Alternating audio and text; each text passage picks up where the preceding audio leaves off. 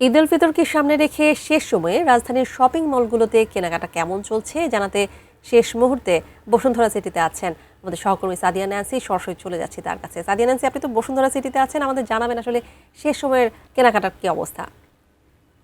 আপনি জানেন যে একদম শেষ মুহূর্তে কিন্তু চলে এসছে রোজার, এবং এই মুহূর্তে যদি আমি একটু চিত্র দেখাতে চাই, রাজধানীর বেশিরভাগ শপিং মলগুলোতেই কিন্তু বলা যায় একরকম কেনাকাটার যেই ভিড় সেটা আমরা দেখতে পেয়েছি। বিশেষ করে ঈদের যেই আমেজ, সেই আমেজটা কিন্তু ইফতারের পর থেকেই মূলত শুরু হয়। তবুও দুপুরের পর থেকে যেই ভিড়টা ছিল সেটিতেও কিন্তু বোঝাই যায় যে একদম শেষ সময় চলে এসছে। বিশেষ করে আপনি জানেন যে পরিবারের সবচেয়ে ছোট সদস্য যারা, তাদের জন্য কিন্তু কেনাকাটাটা আগে করা হয়। তার বাইরে এখন চলছে একদম শেষ মুহূর্তের প্রস্তুতি, অর্থাৎ বিশেষ করে আমরা ভিড় দেখতে পেয়েছি বিভিন্ন টেইলার্সে যে স্টোরগুলো আছে সেগুলোতে, কিংবা যারা একদম বানানোর সুযোগই পাচ্ছেন না, একদম রেডিমেড কিছু স্টিচ কিছু কালেকশন, সেই দোকানগুলোতে কিন্তু আমরা অনেক বেশি ভিড় দেখতে পেয়েছি। পাশাপাশি একটু বলতে চাই যে যারা আসলে এই মুহূর্তেই ঈদের নতুন জামা কেনা শেষ হয়ে গেছে, শেষ মুহূর্তে কিন্তু এখন বিশেষ করে নতুন জুতো,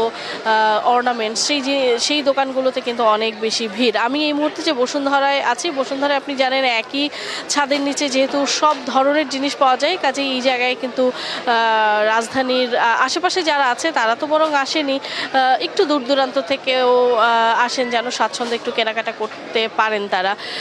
তো এই মুহূর্তে যদি বলতে হয় যে কেনাকাটার অবস্থা একরকম জমজমাটি বলা যায়, এবং আমরা বিক্রেতা যারা আছেন তাদের সঙ্গেও কথা বলার চেষ্টা করছি। তারা কিন্তু এবার জানেন যে নির্বাচনের পরে তারা বলছিলেন যে দেশে কিছুটা স্বস্তি এসেছে, কাজেই তাদের বিক্রি বাড়বে তেমনটা কিন্তু তারা আশা করছিলেন, এবং তার সেই প্রত্যাশা আসলে কতটা পূর্ণতা পেয়েছে সেটি আসলে জানার চেষ্টা করছিলাম। তারা কিন্তু বলছেন যে গত বছরের তুলনায় এবার ব্যবসা ভালো হয়েছে, এবং যত দিন যাবে হয়তো ঈদের চাঁদ রাত পর্যন্ত তাদের এই বেচাকেনা চলবে, এবং সেটি কিন্তু তারা বলছিলেন যে যত দিন যাচ্ছে বিক্রির পরিমাণ আসলে ততটা বাড়ছে। তবে যদি বলি উপচে পড়া ভিড়, যেই দৃশ্যটা আমরা স্বাভাবিকভাবেই সবসময় দেখে থাকি, সেই রকম কিছু কিন্তু আমরা অন্তত দুপুরের পর থেকে সেরকম দেখিনি। যারা আসছে বলা যায় যে একরকম ঢিলে ঢালাভাবে আসছে, তারা শপিং করছে।